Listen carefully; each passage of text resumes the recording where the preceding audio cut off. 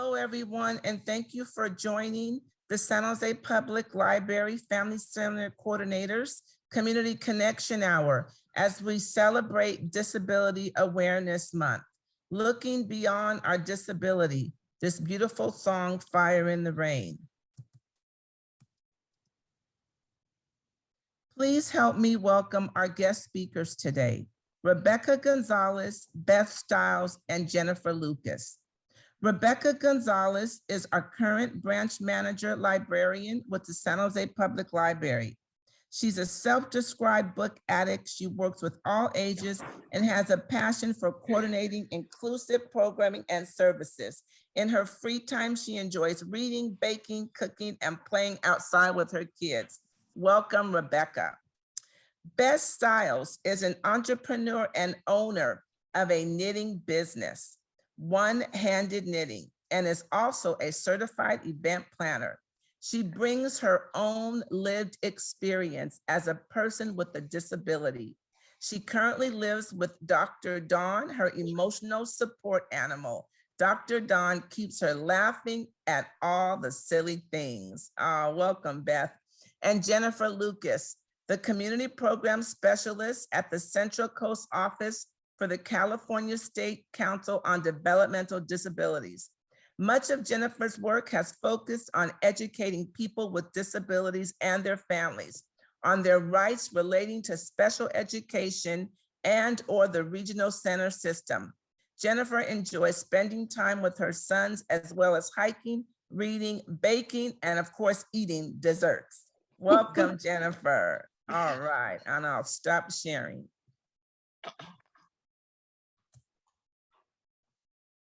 Welcome, Jennifer. Great, thank you. Should I go ahead and share?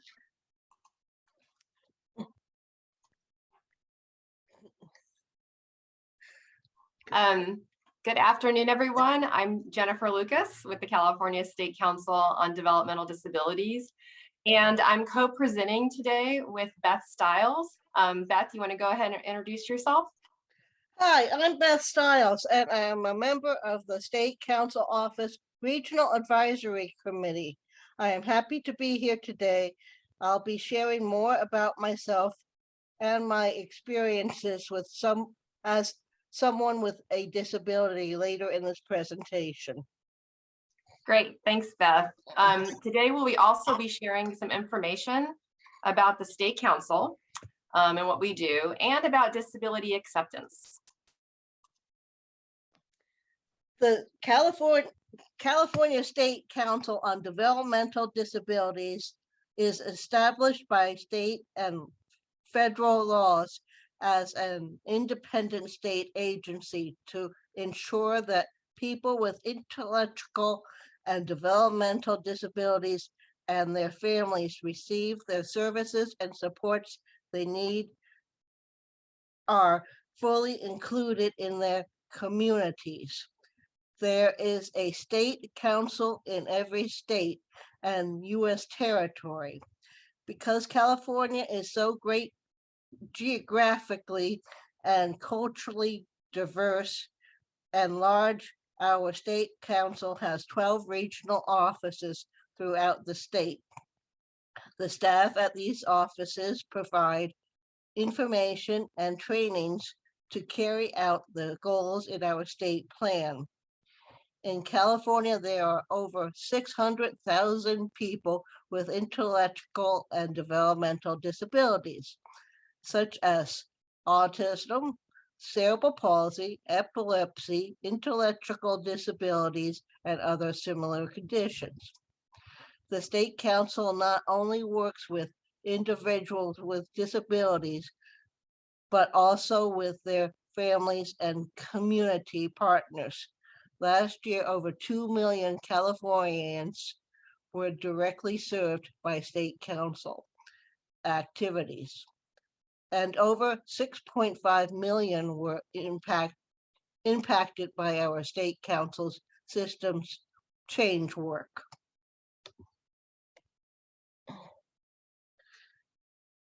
The regional office. Sorry, Beth, hold on, sorry.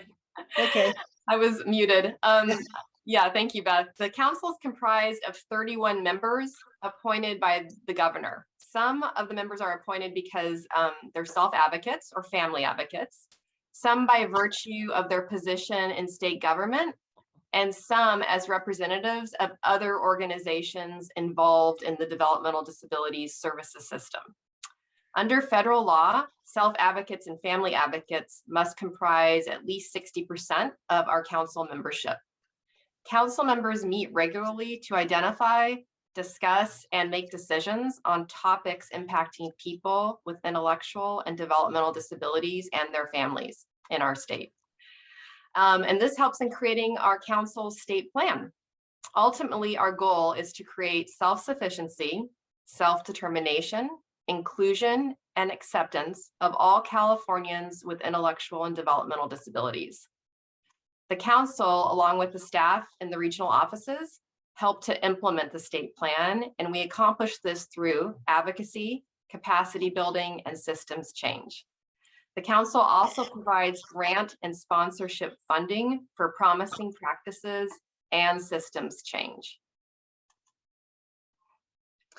The regional office Jennifer and I are representing is the Central Coast office, which covers the counties of Santa Clara, Santa Cruz, San Bernardino, Monterey, San Luis Obispo, Santa Barbara, and Ventura. The Central Coast office does many things, including connecting people with needed services and supports, providing information and educating people on their rights, overseeing and striving to improve services, including reviewing policies and practices and identifying services that are needed but not available, helping people become part of their communities, and educating the public about the importance of full inclusion.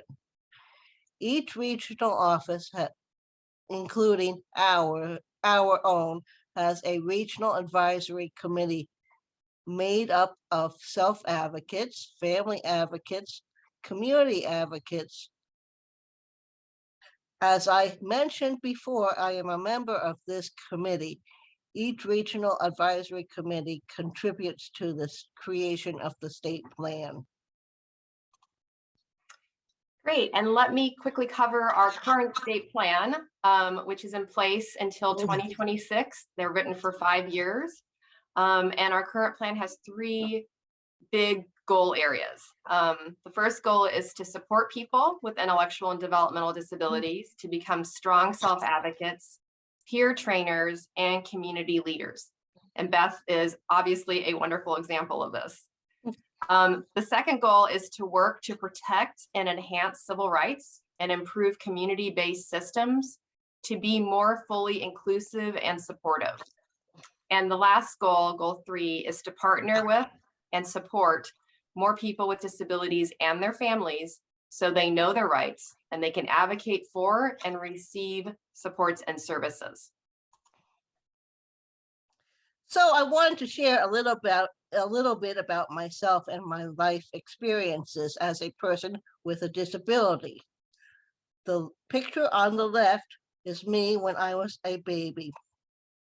At that point, my disability wasn't visible, but it became more visible over time. And the middle picture is of my dad and I training for a walk to end Alzheimer's. And the last picture is of my emotional support animal, Dr. Dom. Some of my most difficult times in my life were when I was younger in school. Back when I was growing up, we didn't have the services that we have now. And also people that didn't understand much about different disabilities. I had to go to a boarding school. I also was put on high doses of anti-seizure medications, which was supposed to help my seizure disorder, but I had a lot of negative side effects and made it difficult to stay awake. I was lucky to have my dad, who was my greatest champion, and even made custom adaptive devices for me to support my physical disability. The best part of my life was finally living on my own. I was just Beth, not Beth the daughter or the person with a handicap, not dependent. I became independent. But that hasn't been all easy. I was taken advantage of by a caregiver, which was emotionally difficult for me, and I wasn't sure how to handle it at the time. Also, I've been trying to find a job, but transportation is a problem, especially when you use a wheelchair. Sometimes some employers don't understand what a disability is, and that's why I started my own business. Also, my mental and learning disabilities are often overlooked because people just see my physical disability, so they don't really understand. Right now, I am taking classes online, like the self-paced type, because it's easier with my learning disability. One class is to how to publish a nonfiction book, and the other one is A to Z grant writing. I'm in the process of writing my autobiography. The last thing I wanted to say to everyone that doesn't have a disability, label jars, not people. Thanks, Beth. So we're happy to be here today to present during Developmental Disabilities Awareness Month. Each March, the National Association of Councils on Developmental Disabilities and their partners work together to create a social media campaign that highlights the many ways in which people with and without disabilities come together to form strong, diverse communities. This year's theme is Worlds Imagined. We acknowledge our world is changing as we move beyond the pandemic and as we examine intersectionality and intellectual and developmental disabilities, and as we look at how people with disabilities are living longer and more productive lives. The colorful artwork chosen for this year's theme is by artist Calvin Sonny Clark, who's pictured here. The World's Imagined theme also helps us as state councils explore new and ever-changing opportunities in our role. When we think about Developmental Disabilities Awareness Month, we really want to do more than just raise awareness of disabilities. We want to increase understanding about the barriers that people with disabilities still face in being fully included in all facets of community life. There is a great TED Talk by Daniel Sherstrom, a young man with autism, entitled Dear Society, Signed Autism. And he states, among other things, that awareness doesn't always translate to acceptance and understanding, and that acceptance is what directly impacts inclusion. And you can Google that video. It's worth checking out when you have a chance. Disability awareness, acceptance, and inclusion are what we need to stand up for every day. And that's advocacy. Advocacy is such an important tool in policy change and system change for civil rights, for human rights. We want to mention a few notable laws that were a direct result of advocacy by people with disabilities and their families. Selection 504 of the Rehabilitation Act of 1973 was the first civil rights disability law to be enacted in our country. It prohibits discrimination against people with disabilities in programs that receive federal financial assistance. The second law listed in the American with Disability Act, or ADA, is the landmark civil rights law passed in 1990 that prohibits discrimination against people with disabilities, all areas of public life. I remember when that was done, and I wished I could have been part of the advocacy, but I was not. The purpose to ensure that people with disabilities have the same rights and opportunities as everyone else. And last is the Lanterman Act, Letterman Developmental Disabilities Services Act, or Letterman Act for short. It's named after California Assembly member Frank D. Letterman, who co-authored it and was passed into law in 1969, and it's unique to California. This law established entitlement to services support for people with intellectual and developmental disabilities. The Letterman Act protects both civil and service rights of people with developmental disabilities in California and created services system to meet their unique needs. It gives the people of the right to the service and support they need to live on a more independent and productive life in the community. These are just a few key laws to know about, but the big picture is to understand that various laws, court decisions, and public perception are all aiming for people with disabilities to live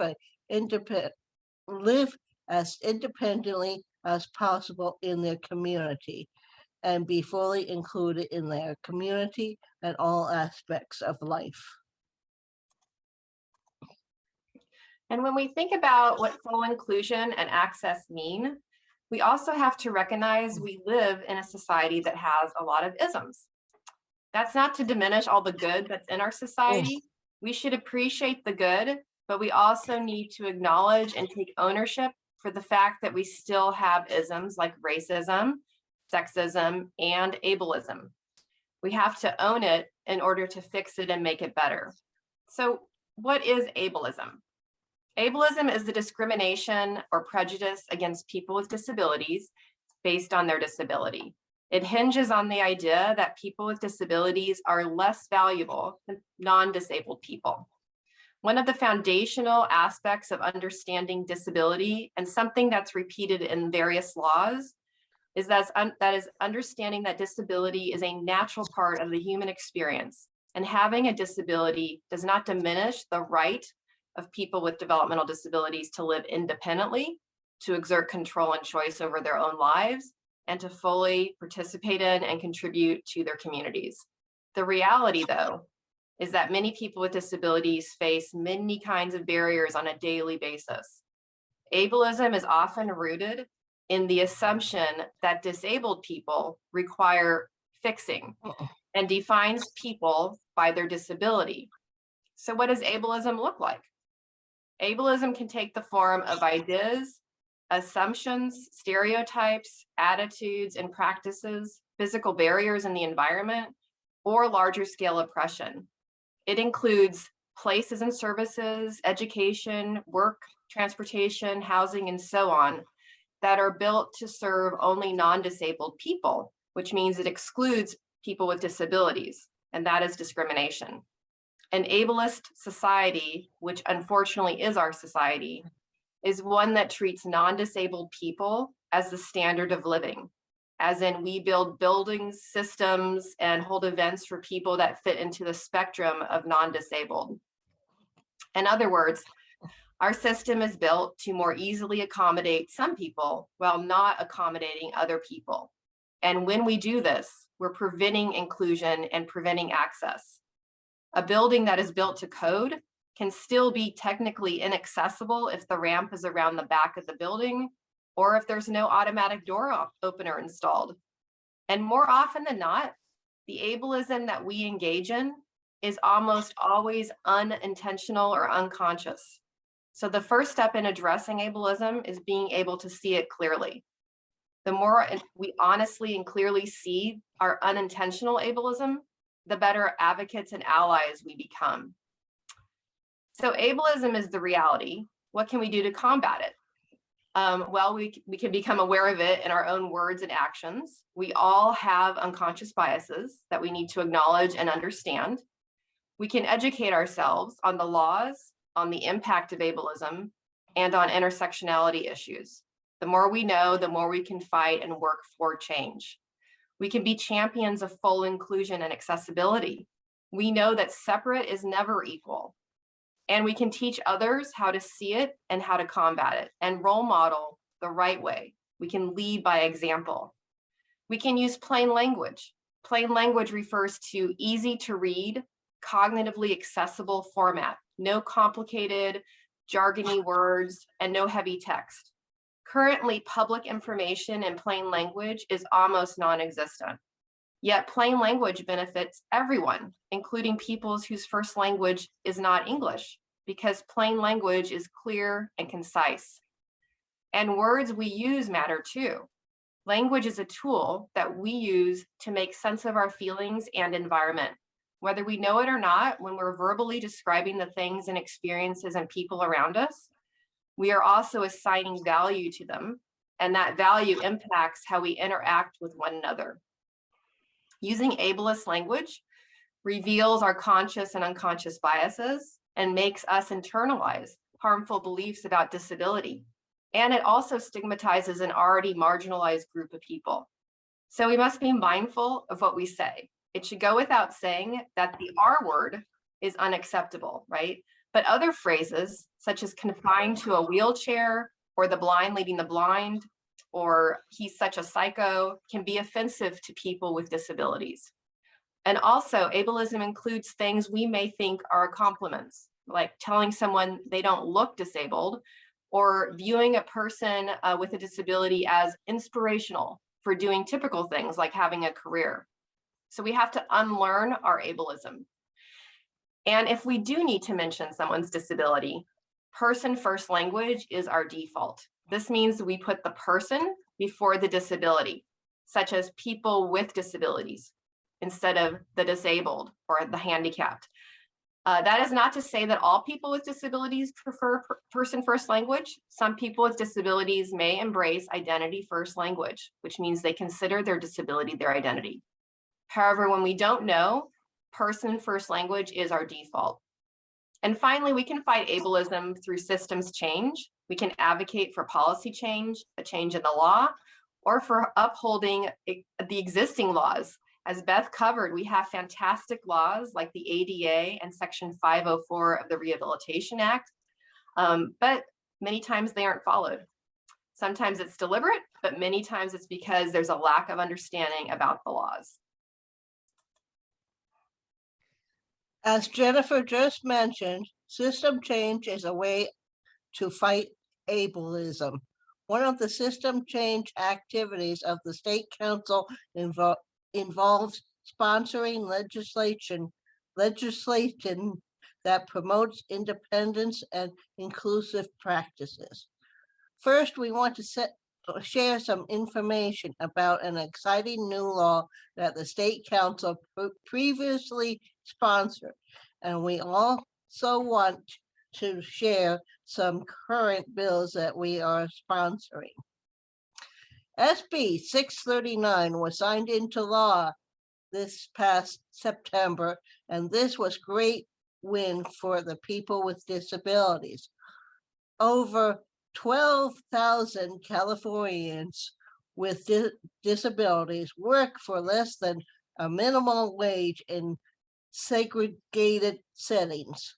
Some workers with disabilities currently earn less than $2 per hour. SB 639 ensures all workers to earn $15 per hour and can become financially independent.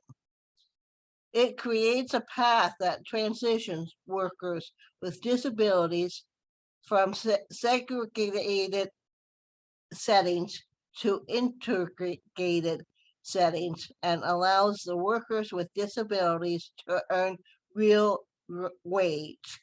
The Americans with Disability Act protects people with disabilities from discrimination, but low expectations and assumptions about what a person can do, cannot do, still exist. People with disabilities just want equal access to employment opportunities, and sub-minimum wage keeps them from achieving that. So passage of SB 639 was really important success for people with disabilities in California. State Council also currently sponsoring 4 bills. They cover a broad range of issues and are sponsored by large diverse coalitions. First, Assembly Bill 1663.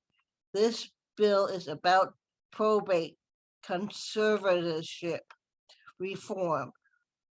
Probate conservatorships can be imposed over a person to make choices about food, clothing, shelter, finances, and health care.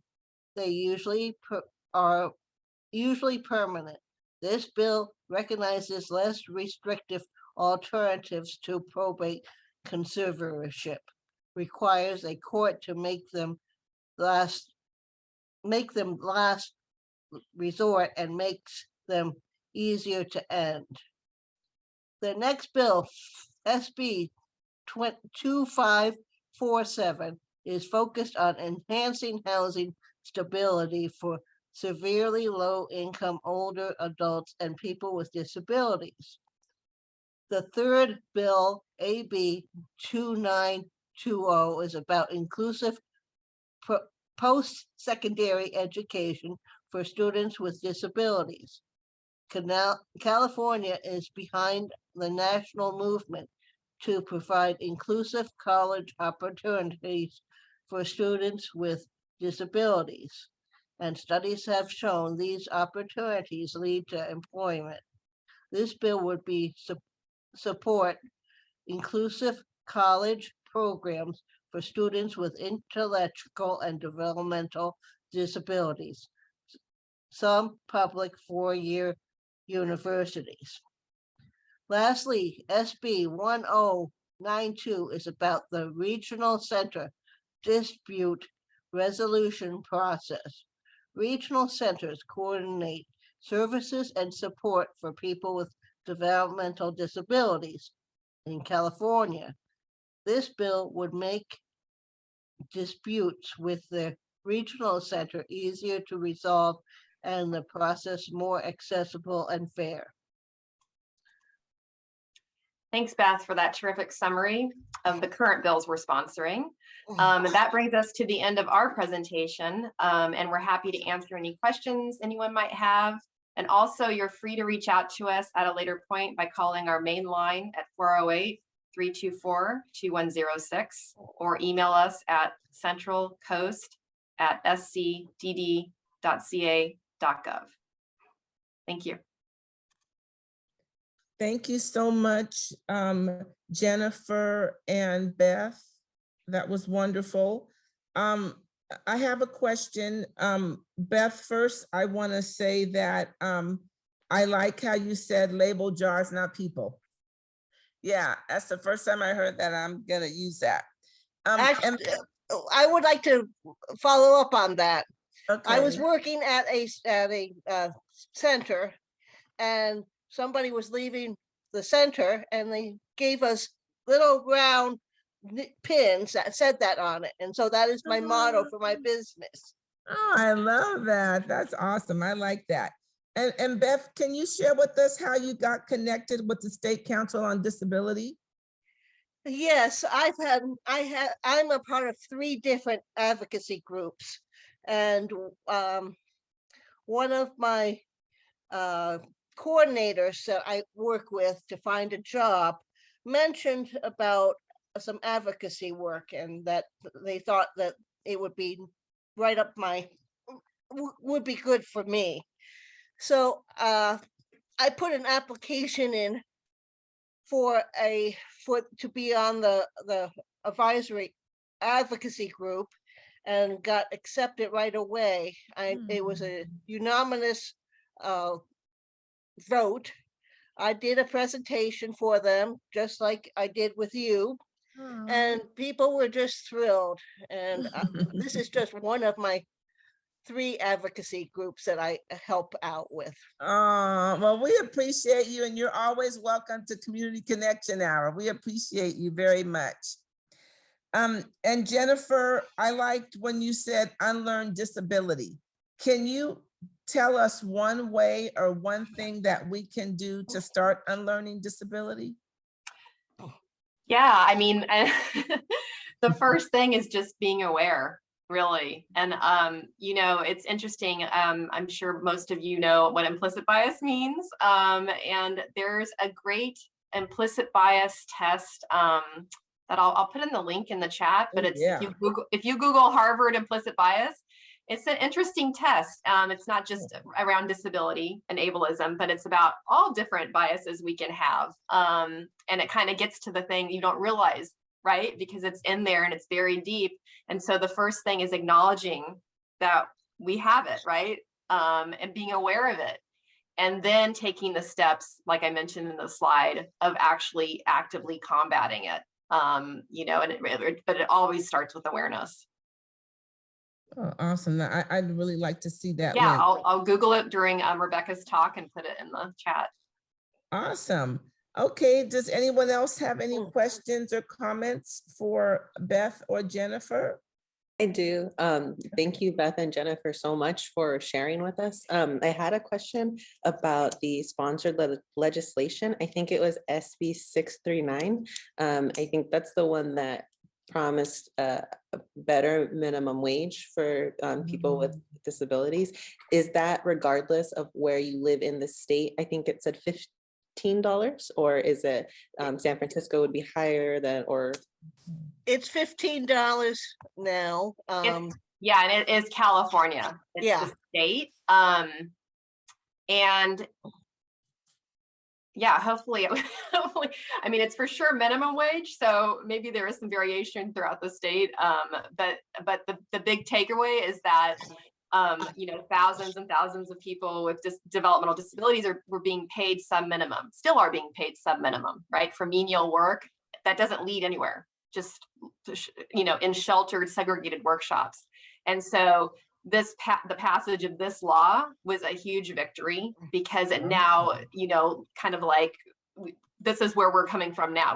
We're not going back here and doing segregated and sub-minimum wage jobs anymore. We're working toward, what does this person need to work in an integrated, a competitive environment, right? Where they're with non-disabled peers, working alongside non-disabled peers, making regular wages, doing a regular job.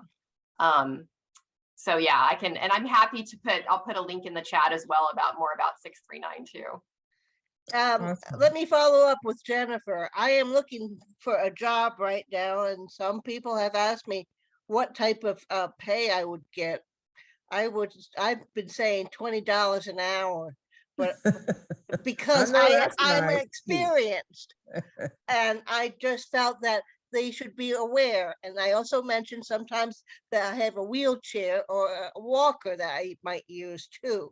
I want the person who's going to hire me realize that, hey, I do have challenges too. Ah, that's awesome. Thanks, Beth. Well, Jennifer and Beth, we will definitely be inviting you back, because I could ask a million more questions. Okay, so we're gonna welcome Rebekah with the San Jose Public Library. Welcome, Rebekah. Hi, everyone. Let me get my share screen set up. Okay, can everyone see okay? Yes. Yes. Yep. Okay, if not, you can go ahead and stop me. Okay, so I am here today to talk a little bit about accessibility and the San Jose Public Library. So the first thing I want to point out is we have an exciting new landing page that we have launched. And a part of that landing page is actually a new and improved accessibility link. The work that I do is part of our wider equity and inclusion initiative. So we follow the principles of equity, diversity, inclusion, and anti-racism. So with equity, we recognize that each person is unique with different needs. We strive to provide everyone with what they need to succeed. We also believe strongly in diversity. We see and try to understand our differences, including race, ethnicity, language, ability, age, gender, sexual orientation, and other traits. And then, of course, the piece, inclusion. Everyone belongs at San Jose Public Library. We value the uniqueness of each person, and we support building connections with each other. We commit to remove barriers to our resources and services. So as a part of this work that we are doing, we have created a Disability Access Committee. I'm the Senior Librarian lead for this committee, and our purpose is to make recommendations based on the evaluation of equitable disability access to services, resources, technology, and staff guidelines at the San Jose Public Library. So I'm going to tell you a little bit more about the work that we do to help make our library programs, resources, and services more accessible to the community of people with disabilities. Okay, so a big one is computer access. We have designated stations now at every branch and as well as the King Library. These ones have been measured to make sure they comply with the standards that would make the station accessible for a wheelchair. This isn't to say that there aren't other stations in the branches or at King that are also wheelchair accessible, but these ones, like I mentioned, have been measured. So you can reserve these in advance. You can do so online or by phone and email. We also have a number of programs that are geared towards teens and adults with developmental disabilities, and a lot of them fall under the umbrella of Insiders programs. Prior to the pandemic, most of our Insiders programming was in person.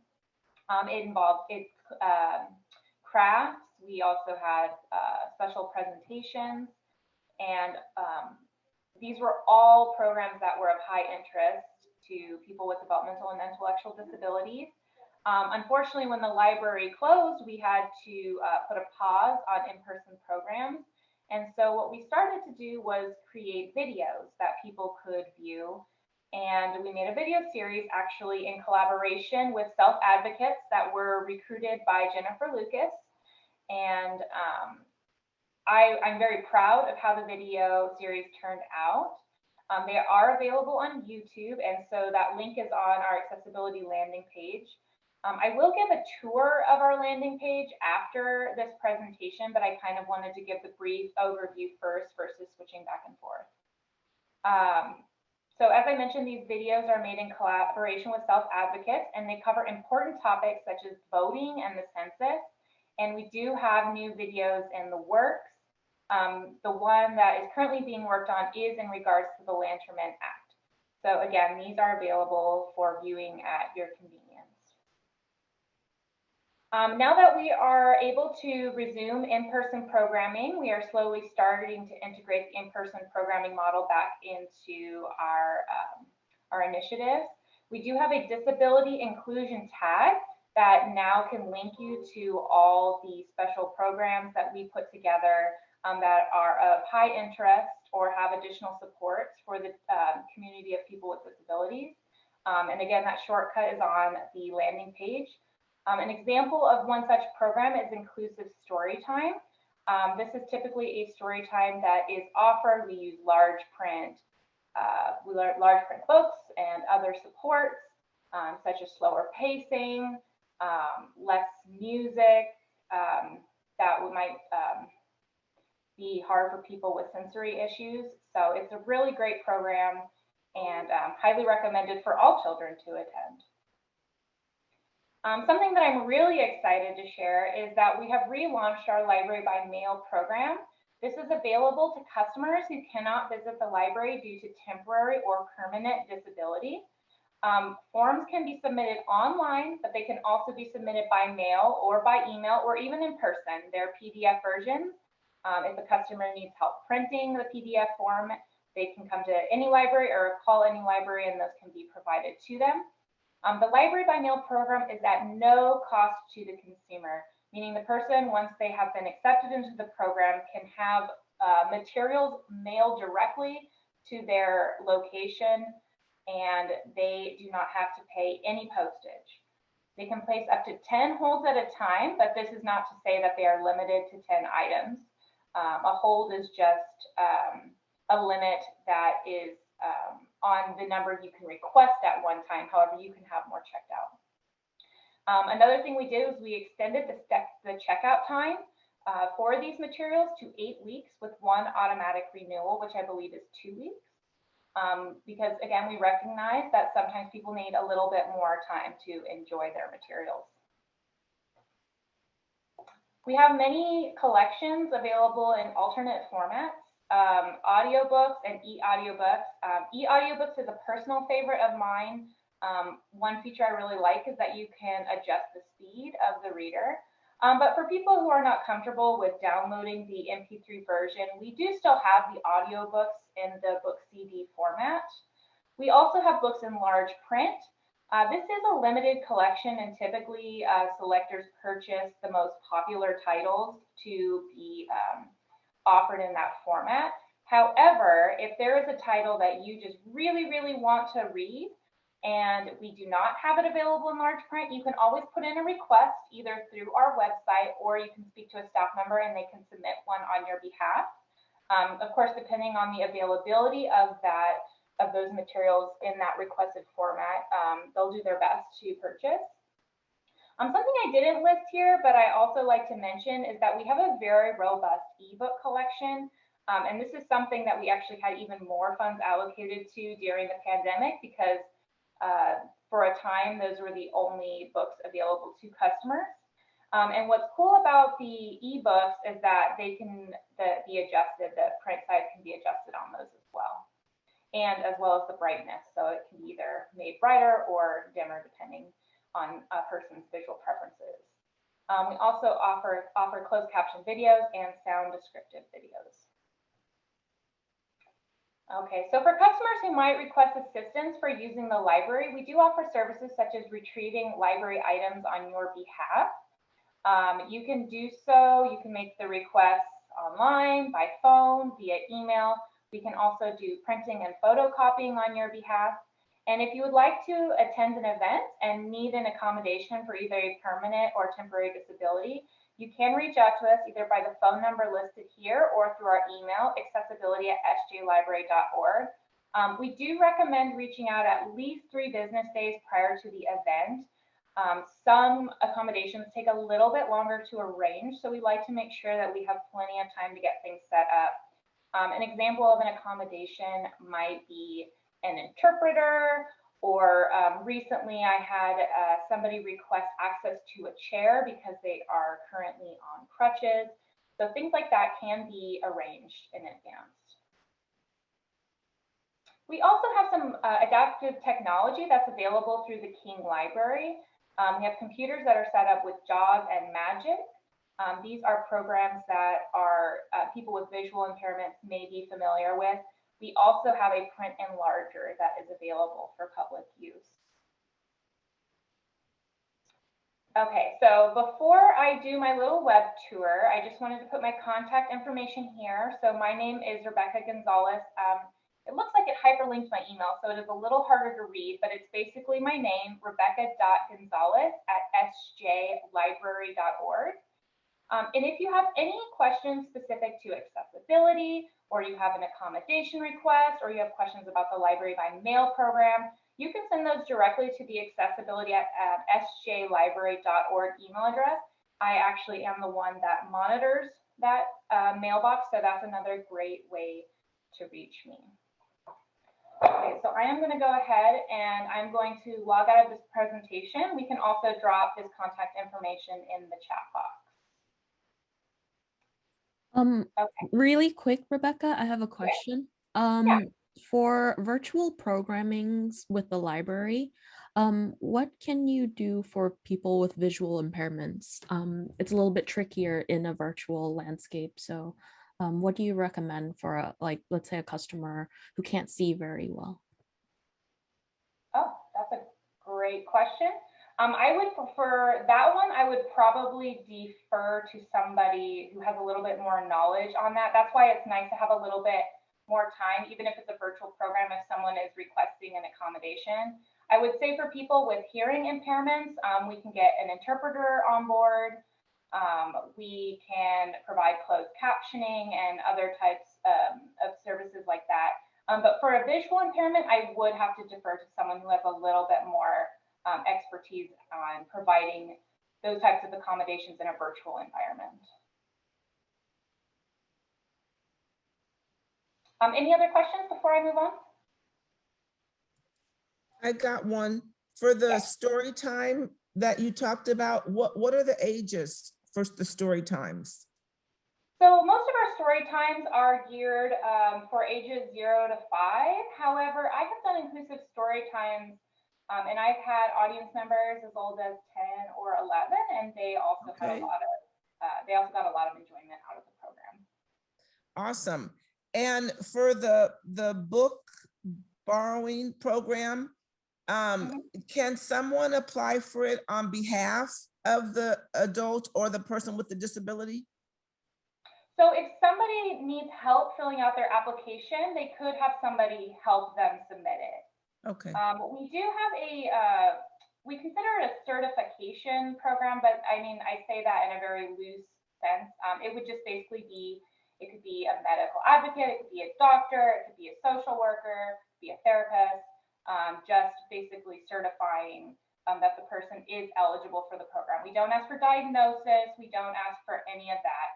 It's just a quick signature. So sometimes when people apply for programs like this, it's easier if they have somebody that kind of helps them get those signatures or helps them fill out. We also have staff could help them if a person wants to do it by telephone. We could just input the information that they provide and submit the application on their behalf. Oh, perfect. Awesome. Thank you, Rebekah.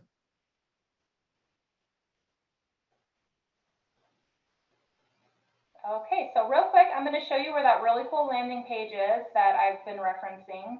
If you go to our San Jose website, sjpl.org, there are 2 easy ways that you can get to the accessibility webpage. You can go to our quick links where we have equity inclusion, and you can click on that, scroll down, and you'll see accessibility as well as disability inclusion events. But this is kind of the broader umbrella. So everything I talked about today is available linked on this landing page. Insiders videos, disability inclusion events, library by mail, collections in alternate formats, assistance using the library, and adaptive technology at King Library. The other easy way to get to that page is to scroll all the way to the bottom. And we have under About SJPL, we have a link directly to accessibility. Of course, you can also go to the direct link, sjpl.org/accessibility.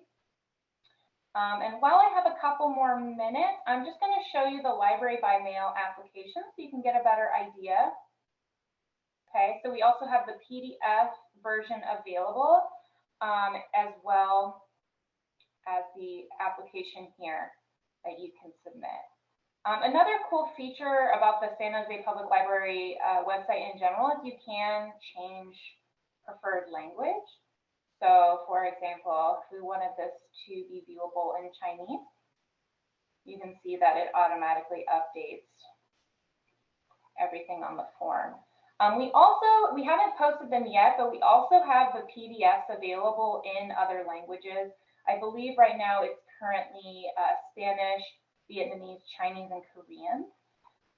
So we are working on ways to make that a little bit more prominent on our website. But yeah, if you ever have any questions, please do not hesitate to reach out either to my personal email or the accessibility email. I recommend email just because that's the very direct link, but of course you can also utilize our telephone services. That's awesome. And Rebekah, once they apply for this service, how long do you think it takes for them to be approved? It's a very quick turnaround. Typically, once you've submitted the online form, it will immediately send you a link for a certification form. For the PDF version, the certification form is already attached, so they would be submitted together. I'm the one who monitors, as I mentioned, the email address. So sometimes there's a little bit of a lag depending on my schedule. So if it's the weekend, you may not hear back until the work week, but we try to have as fast a turnaround as possible. Awesome. Thank you, Rebekah. Okay, do we have any other questions, comments, feedback for any of our panelists? Oh, we have a question in the chat. Oh, thank you, Ophelia. You're welcome. Sorry to interrupt. That's okay, please. I might forget about the chat box. So the question in the chat is this just for San Jose residents? Oh, good question. Yes, we do. We currently are serving San Jose residents, yes. And then, Jennifer Lucas had a great response for the request about virtual programs, how they might be adapted for people with visual impairments. She suggested that we could reach out to the Vista Center for the Blind for assistance. So again, that's why that 3-day window is really helpful for us, because if it's something that myself or somebody else who would be helping coordinate the accommodation doesn't know, we do like to speak to people who are experts on the topic. And then one of her suggestions is having the presenter performer accurately describe themselves or any images on the slide. So thank you, Jennifer, for that excellent suggestion. Any other comments or questions for our panel? Well, we're just at 2 o'clock, so we want to thank you, Beth, thank you, Rebekah, and thank you, Jennifer. Yes, and thank you for sharing your wonderful picture of your cat, Beth. I appreciate that. Okay, you guys, everybody have a wonderful afternoon, and thanks again, presenters. We appreciate you. Thank Happy you. Also, if I Disability could just Awareness mention Month. before everyone jumps off, Oh, to yes. please join us again next Thursday for our Women's History Month speaker series. We'll pick back up next week. And the week after, we finish off Women's History Month with a special session of our Community Connection Hour, which will be hosted on Wednesday or Tuesday, the 29th, I believe, from 5 to 6 p.m. So be sure to check out our Biblio events to sign up for all the rest of our great programs we put on. Thank you. Awesome. Thank you, Mercedes.